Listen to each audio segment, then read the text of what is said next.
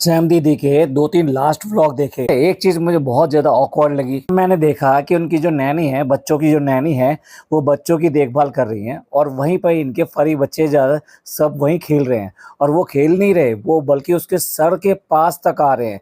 मतलब ऐसे जैसे कि वो उसको उसे चाटने की कोशिश कर रहे हैं। अब वो बार बार उनको हटा रही है वहां से। बच्चे अभी छोटे हैं, बहुत ही ज्यादा छोटे हैं, तो उनके पास में इस तरह से जाना उसको असुरक्षित लग रहा है, इसलिए वो हटा रही है। देखिए, जो लोग उसके साथ में कंफर्टेबल होते हैं या ये कि फैमिलियर होते हैं, यानी उनके घर में कोई अगर पेट है या फिर वो किसी के साथ में जिसके यहाँ पेट होता है उसके यहाँ उनका आना जाना है, तो वो समझ जाते हैं उनका बिहेवियर पेट्स का कैसे होता है। जो घर के अंदर रहते हैं, फरी बच्चे रहते हैं, उनका बिहेवियर कैसा होता है। अब भाई वो जो नैनी आई हैं उन्हें क्या कंफर्टेबल है, वो क्या ही जानती हैं इसके बारे में कि वो जो बच्चे हैं यानी कि फरी बच्चे हैं वो किस तरीके से इस घर में रहते हैं। उन्हें बच्चों का क्या, उन्हें तो खुद डर लग रहा है उन फरी बच्चों से, तो वो उसको बार बार हटा रही हैं और मतलब बच्चे को बचाने की कोशिश कर रहे हैं, पर वो बार बार कोशिश कर रहे हैं बच्चे के पास जाने की। कर बड़ा अजीब लगा, क्योंकि जितनी बार ये इस तरह की बातें करती हैं और लगता है कि बच्चे को ये देखभाल प्रॉपर कर पाएंगी, इस बात से शक होता है कि ये कितना बच्चों के प्रति कॉन्शियस हैं, उनका ध्यान रखती हैं और किस तरीके से बच्चों के साथ में, इन फरी बच्चों के साथ में एडजस्टमेंट कर पाएंगी। कहाँ तो ये कहती है कि मैं इनसे मिलवाऊंगी, अभी नहीं बेटा, अभी नहीं बेटा, अभी नहीं मिलवाना है। तुम मिलाने मिलने का ड्रामा करते रहो। वो तो मिल रहे हैं और वो सब देख रहे हैं कि बच्चा है घर के अंदर और बच्चे को ये गोदी में लेके बैठते हैं, अंदर जाता है, बाहर आता है, जो भी कुछ होता है उसके साथ में वो सारी चीजें देखते हैं। भाई अगर तुम ये कहते हो कि भाई वो इसकी पहरेदारी करते हैं, प्रोटेक्शन देते हैं, मतलब जब वो वहां पर आके बैठ जाते हैं उनकी हर एक्टिविटी को एक स्टोरी का नाम दे देते हैं कि अब उसने, बड़े बच्चे ने प्रोटेक्शन देने के लिए वहां पे आके बैठा और दूसरे को ख्याल रख रहा है। तरीके से बच्चों की एक्टिविटी को भी एक स्टोरी दे देते हैं। अच्छा अब ये कर रहा था, अच्छा अब ये इसको देखकर वो अपने मुंह उधर कर लेता है, अच्छा अब ये जो कितना ज्यादा मतलब शैतानी करती है, अंगड़ाई लेती है, ये ऐसा करती है, हर चीज को एक स्टोरी दे देती हैं। अब ये देखिए ना, वो बार बार बच्चों के पास जा रहे हैं, इन्हें समझ में नहीं आ रहा। तो जो नैनी जो है, नैनी भी अनकंफर्टेबल हो रही है इनके साथ में, इस सब में जैसे कि वो करने की कोशिश कर रहे थे। कल को उन बच्चों ने वाकई में इन बच्चों को छू लिया या चाट लिया या ऐसा कुछ हुआ, तो इन बच्चों के साथ में अगर कुछ होता है तो फिर ये क्या ही करने जाएंगे। इनके पतिदेव भी कह रहे थे कि जिन घरों के अंदर पेट्स होते हैं वो एक अच्छे पेरेंट साबित होते हैं। पर भी लोगों ने कहा था कि भाई आप कैसे इस बात को जोड़ सकते हो, न जाने कितने ऐसे हैं कि जिनके यहाँ पेट्स नहीं है, मतलब ज्यादातर लोगों के यहाँ तो पेट्स नहीं है, तो क्या वो अच्छे पेरेंट्स नहीं है। ये चीज मैंने को बड़ा अजीब लगा जब इन्होंने ये कहा बच्चों के आने के बाद में इनका मी टाइम कम हो गया। कमाल है भाई, कमाल है। इसे ही तो कहते हैं पेरेंटिंग और इसे ही कहते हैं कि भाई हम अपने बच्चों का जो है जिम्मेदारी के साथ में केयर कर रहे हैं। भाई कौन ऐसा है कि जो बच्चों के लिए ये कहता है कि हाँ इसके लिए मी टाइम नहीं रहा।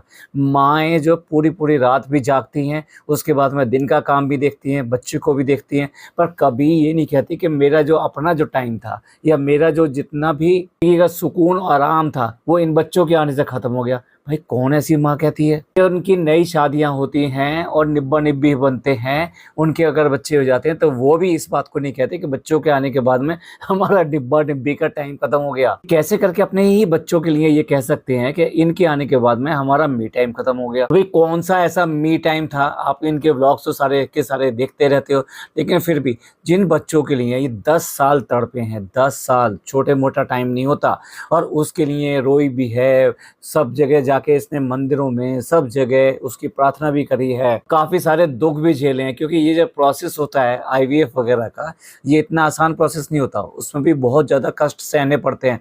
और उसके बाद में एक इनका मिसकैरेज भी हो चुका है, जिसके लिए सारी दुनिया ने इनके साथ में खड़े होकर इस बात का दुख मनाया था कि इनके साथ में ये अच्छा नहीं हुआ है। उसके बाद में इन बच्चों के लिए, मतलब जिनके लिए इतनी मन्नतें मांगी, जिनके लिए इतने परेशान हुए, इतने रातों रातों को रोए, आज जब वो मिल गया है तो उसके बाद में आपको उसकी वक़्त नहीं दिखाई दे रही, उसकी वैल्यू नहीं दिखाई दे रही, उससे प्यार अट्रैक्शन नहीं है। कैसे बोल सकते हैं कि मी टाइम नहीं है। तो उन पेरेंट्स से पूछ के देखो जिनके बच्चे हैं, वो ये कहते हैं मी टाइम के बारे में सोचते तक नहीं है। वो यही सोचते हैं अब हमारा मी टाइम इन बच्चों के साथ में है। ना जाने मैंने कितने सारे नए पेरेंट्स को ये देखा है कि वो ये कहते हैं कि अब हम कहीं भी बाहर घूमने फिरने नहीं जा सकेंगे क्योंकि बच्चों को केयर करना है। क्योंकि 1 साल तक बच्चे के ये रहता है कि सर्दी भी उसके लिए प्रॉब्लम होती है और गर्मी भी उसके लिए प्रॉब्लम होती है। तो नया आने वाला हर सीज़न उसके लिए एक प्रॉब्लम होती है। जब तक वो 1 साल का नहीं हो जाता तब तक उसकी स्टेबिलिटी प्रॉपर नहीं आती है। ऐसे में वो इधर-उधर जाना, कहीं पे भी जाना, पूरा का पूरा अपना सैक्रिफाइस कर देते हैं, चाहे उन्हें कोई भी काम क्यों ना हो। इवन देन जो फैमिली फंक्शंस भी होते हैं, अगर बच्चे ठीक नहीं हैं या फिर इतनी ज़्यादा दूर है कि जहाँ जाना कंफर्टेबल नहीं है या फिर जाने में उनको बहुत दिक्कत होने वाली है, तो वो बच्चे को लेकर नहीं जाते। आई मीन पेरेंट्स वहीं रह जाते हैं, बाकी के घर के लोग चले जाते हैं, लेकिन बच्चों की खातिर उन्हें घर पे ही रुकना पड़ता है। पर ऐसे माँ-बापों को हमने यही कहते हुए सुना है कि अब हमारा मी टाइम, वो अपना मी टाइम को मी टाइम कहते ही नहीं है, अब वो फैमिली टाइम बन जाता है। मी टाइम से वो फैमिली में कन्वर्ट हो जाता है, यानी कि दोनों माँ-बाप और बच्चे सारे भविष्य की आने वाली खुशियाँ वो उन्हीं तीनों में पिरोना शुरू कर देते हैं। बच्चे के नाम से, अपने नाम से, मतलब पेरेंट्स के नाम से। और वो यही सोचते हैं कि जब बच्चा थोड़ा-सा बड़ा हो जाएगा, इट मीन्स 1 ईयर क्रॉस कर जाएगा, उसके बाद में हम कहीं घूमने-फिरने जाएँगे, ये करने जाएँगे, वो करने जाएँगे। इवन देन मूवी तक नहीं जाते हैं क्योंकि मूवी में जो हेवी साउंड होती है और वो जो इस तरह का माहौल होता है, बिल्कुल अंधेरे में, कई बार बच्चे जो है ना वहाँ कंफर्टेबल नहीं होते हैं। अक्सर आपने देखा होगा अगर कोई छोटे बच्चों को लेके आ जाता है, तो वो कई बार बहुत ज़्यादा रोना शुरू कर देते हैं। ऐसे में बच्चों के साथ जब कंफर्टेबल नहीं होता तो पेरेंट्स भी अपना सैक्रिफाइस करते हैं कि नहीं, मूवी वगैरह ऐसे किसी भी जगह नहीं जाएँगे। इवन देन जो बहुत ही क्राउडेड प्लेसेस होते हैं, यानी मेले वगैरह इस तरह की चीज़ें, वहाँ पर भी वो लोग कम जाते हैं क्योंकि वहाँ बच्चे अनकंफर्टेबल हो जाते हैं, जहाँ बहुत ज़्यादा इस तरह के लोग होते हैं। समझ लीजिए शादी-ब्याह, फंक्शन, घूमने-फिरने जाना, मूवी में जाना, मतलब माँ-बाप जो है अपनी इन सब चीज़ों को सैक्रिफाइस कर देते हैं। किसके लिए? एक सुनहरे भविष्य के लिए, या ये कहिए कि उस वेटिंग में कि जब बच्चा 1 साल से ऊपर का हो जाएगा तब वो कम से कम वहाँ जाकर उनके साथ में, बच्चों के साथ में एन्जॉय करेंगे। मैंने कितने ऐसे पेरेंट्स को देखा है शादी-ब्याह में भी अगर वो जाते हैं और 1 साल से ऊपर बच्चा हो जाता है, 3 साल तक का होता है, आप तब तक वो बच्चों को बिल्कुल अपने क्लोज़ रखते हैं। इवन देन जो खाना खाना होता है तब भी उनकी गोदी में वो बच्चा होता है, उसके बाद में वो खाना खा रहे होते हैं, उसके बाद में बाकी की चीज़ें कर रहे होते हैं। तो इस तरह से माँ-बाप का जो पूरा का पूरा जो मी टाइम है ना, वो बिल्कुल फैमिली टाइम में बदल जाता है। और ये इनको अभी भी मी टाइम चाहिए, ये अभी भी वही निब्बा-निब्बी में बने हुए हैं। सचमुच में इन्हें ऐसी बात करनी भी चाहिए थी। ये पॉइंट मुझे बहुत ज़्यादा ऑकवर्ड लगा, तो इसलिए मैं आपके विचार भी चाहूँगा। आप भी प्लीज़ कमेंट करके ज़रूर बताइएगा कि आपको इनका इस तरह से बोलना, मी टाइम और इस सब के लिए बोलना क्या अच्छा है? दिव्यंका का एक व्लॉग देखा था जिसमें वो बच्चों को बर्थ देने के बाद में एक बार बाहर घूमने जाते हैं, मतलब ड्राइव पे जाते हैं और अपने बच्चों को वहाँ पे छोड़कर जाते हैं। का कहना ये था कि तुम्हें काफ़ी दिन हो गए हैं इन सब में, तो क्यों ना थोड़ा-सा मैं तुम्हें बाहर घुमा लाऊँ, थोड़ा-सा तुम्हारे लिए थोड़ा वातावरण को, यानी एनवायरनमेंट को थोड़ा चेंज कर दूँ। दोनों जो है मी टाइम के लिए वो बाहर जाते हैं। अब मैं इसे मी टाइम ही कह रहा हूँ। अब वो बाहर जाते हैं और अपने दोनों बच्चों को छोड़ जाते हैं। लेकिन वो जो कुछ घंटे के लिए बाहर जा रहे हैं तब भी उनके दिल में धुक-धुक अपने बच्चों के लिए होती रहती है और उसका दिल नहीं मानता तो वो अपने सीसीटीवी को अपने मोबाइल पे लगाती है और अपने बच्चों को देखती है कि बच्चे उसके क्या कर रहे हैं। उसकी नानी के साथ में, मतलब बच्चों की नानी के साथ में कुछ गड़बड़ तो नहीं कर रहे, यानी उसको परेशान तो नहीं कर रहे, क्योंकि एक नहीं उसके भी 2 बच्चे हैं। वहाँ पर भी देख लीजिए उसको अपने बच्चों का ख्याल है और वो उन्हीं बच्चों को देखकर कि हाँ बच्चे ठीक हैं, और वहाँ आजकल वॉइस कमांड भी आती है ना, तो वहीं से उसने बात करी कि बच्चे कोई परेशान तो नहीं कर रहे, ये सब तो नहीं कर रहे। और उसकी मम्मी ने जब एश्योर किया कि नहीं वो ठीक हैं, तब उसको लगा कि हाँ चलो भी ठीक है, अगर हम बाहर आए हैं तो हमने कोई गलत नहीं किया है। ऐसे होते हैं पेरेंट्स जो मतलब अपना कोई भी चीज़ बिना बच्चों के बारे में तो सोच ही नहीं पाते। कुछ फीलिंग्स मैंने शेयर करी जो कि बच्चों के लिए होती है, नए बने हुए पेरेंट्स में भी, और जो पुराने हो जाते हैं भाई वो तो उनको ऐसी आदत पड़ जाती है कि बिना बच्चों के वो रह ही नहीं पाते। पेरेंटिंग की बात चली है तो मैं एक और इंसिडेंट आपके साथ में शेयर करना चाहता हूँ। बॉस के एक ही बेटा था और वो बेटा किंग सर्विस में था, उसकी वाइफ भी जो सर्विस में थी, साथ उनके एक बेटा भी था। तो इस तरीके से उनके एक बेटा और साथ में वो पोते के साथ में ये अपनी फैमिली के साथ में रहा करते थे कि उनको ऑस्ट्रेलिया में जॉब मिल गई और वाइफ हस्बैंड दोनों ही ऑस्ट्रेलिया में जॉब करने के लिए अपने बच्चे के साथ में यहाँ से चले गए। मेरे बॉस और उसकी वाइफ ने जो फीलिंग शेयर करी है भाई मैं बता नहीं सकता।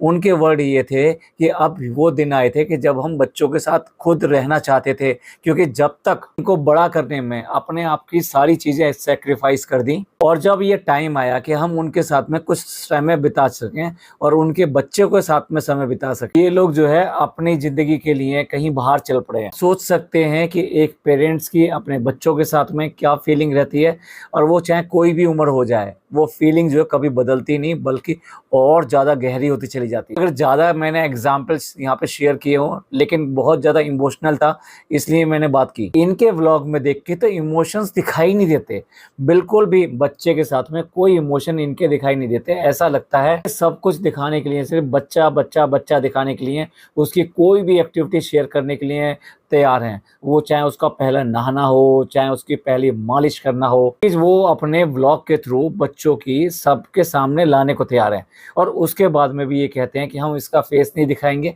इनको नज़र लग जाएगी, जबकि उनकी कोई एक्टिविटी नहीं छोड़ रहे हैं। वो क्या क्या कर रहे हैं, कैसे कर रहे हैं, अंगड़ाई भी लेते हैं तो वो उसको स्टाइल में दिखा देते हैं कि ऐसे अंगड़ाई लेते हैं, मुंह बनाते हैं तो वो दिखा देते हैं, स्टाइल में दिखा देते हैं, साथ साथ नाच नाच के भी दिखा देते हैं। इस तरह से ये बच्चों के लिए अपनी फीलिंग शेयर करते हैं। वो फीलिंग और जो बाकी के मदर फादर हैं उनकी फीलिंग बहुत डिफरेंस दिखाई देता है। उनकी फीलिंग्स बहुत ज़्यादा डेप्थ में दिखाई देती है, इमोशंस दिखाई देते हैं। इनका सिर्फ ऐसा लगता है कि ये सिर्फ कॉमेंट्री कर रहे हैं, जैसे कि कोई चीज़ें देख रहे हो अपने नहीं कहीं और किसी और बच्चे की देख रहे हो, और वो सारी सारी कमेंट्री करके बता रहे हैं, अच्छा ऐसा कर रहा है, अच्छा वैसा कर रहा है, अच्छा पहली बार नहाया, अच्छा पहली बार नखून कटे। सारी चीज़ इनके लिए पहली पहली बार करके कंटेंट की तरह बाहर आ रही है, लेकिन फीलिंग्स और इमोशंस सब गायब है। नखून की बात चली है तो नखून की बात भी बता देते हैं। अभी कुछ दिन पहले ही इन्होंने नेल कटर मंगवाया था बच्चों के लिए, और उसका भी एक व्लॉग बना के दिखा दिया था, टाइटल डाल के दिखा दिया था कि ये हैं बच्चों के नेल्स,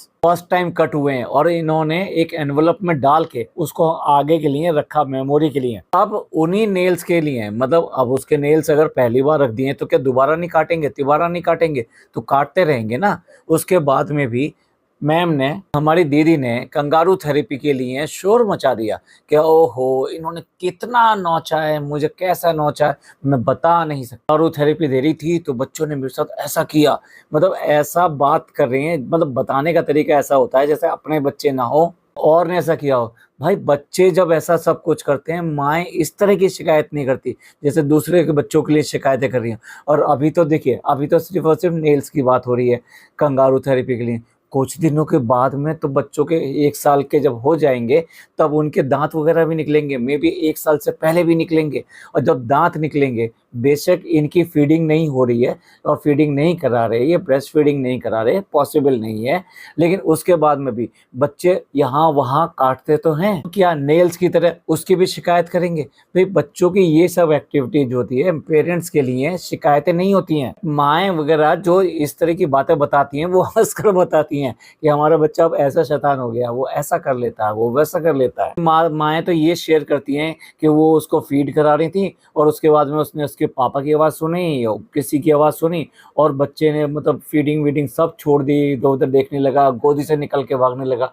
तो ये सब एक्टिविटी उनके लिए ना बिल्कुल अलग लगती हैं, और ऐसे टाइम में कभी कभी बच्चे काट भी लेते हैं। ये सब चीज़ें सारी कंटेंट की ही दिखाई देती हैं। तो थेरेपी भी बड़ा लंबा लेक्चर दे दिया, मतलब एवी भैया ने, कि हम जो दिखा नहीं पाते हैं ये पॉसिबल नहीं है, और आप लोग सब ये इस तरह से कहते हैं। भाई सबको पता है कि इस तरह की चीज़ें दिखाई नहीं जाती। वैसे भी इस तरह की सब एक्टिविटी के ऊपर यूट्यूब बड़ा स्ट्रिक्ट है। वो जो है अब जब येलो डॉलर डाल देगा ना तो कुछ नहीं मिलने वाला। तो वैसे भी दिखाने का तो मतलब ही नहीं बैठता। अगर जो है ना फीडिंग करते हुए ना दिखाएं तो कि इसका क्या ये मतलब समझा जाता है कि वो फीडिंग नहीं कराती? भाई कराती हैं। तो इस तरह की एक्टिविटी को इस तरह से बोलना, भाई जो लोग बोल रहे हैं पता नहीं उनकी क्या मानसिकता है, इस तरह की डिमांड रखना या इस तरह का ये कहना कि आपने नहीं दिखाया तो हम नहीं मानेंगे। कुछ चीज़ें अंडरस्टूड होती हैं। और भी तो कुछ एक्टिविटीज़ करते हैं तो वो व्लॉग में दिखाना ज़रूरी है कि बच्चे दिन में 4 4 बार करते हैं या 8 बार करते हैं। इन व्लॉगर्स का अगर चलता ना तो ये वो भी दिखाते हैं, ये देखो ये पहली बार करी है हमारे बच्चे ने। चलिए इतने नीचे तक तो नहीं जाते हैं। देखा सबसे ज्यादा कमेंट तो इस बात के ऊपर आ रहे हैं कि जिस तरह से ये बच्चे को लेते हैं ना, वो बहुत ही गलत तरीका है। ऐसा लगता है जैसे कंधे पे कोई चीज लटका ली हो, क्योंकि सर अधिकतर जो पीछे की तरफ रहते हैं और बच्चा जो कंधे पे लटकता रहता है। कितने लोगों ने, मतलब हर तीसरा कमेंट जरूर इससे ही संबंधित था कि बच्चों को लेने का तरीका गलत है, आपको बच्चों को ऐसे नहीं लेना चाहिए, बच्चों का सर इस तरह से पीछे लटकना नहीं चाहिए, और जब आप लेते हैं तो एक हाथ हमेशा बच्चे के सर के नीचे रहना चाहिए। इन पर कोई फर्क नहीं पड़ रहा है, कोई फर्क नहीं पड़ रहा है। मे बी एक कमेंट, इस तरह के कमेंट भी मैंने देखे थे कि ऐसा इसलिए करते हैं कि किसी भी तरीके से बच्चे का चेहरा दिखाई ना दे जाए। ऐसी एक्टिविटीज को आप ब्लॉग से कट कर दो, मत दिखाओ। पर बच्चों को इस तरीके से टेंशन देना यानी स्ट्रेस देना, ये ठीक बात नहीं है। क्यों? व्लॉग के कमेंट्स तो ये जरूर पढ़ते होंगे, ऐसा हो ही नहीं सकता कि व्लॉग के कमेंट ना पढ़ रहे हो।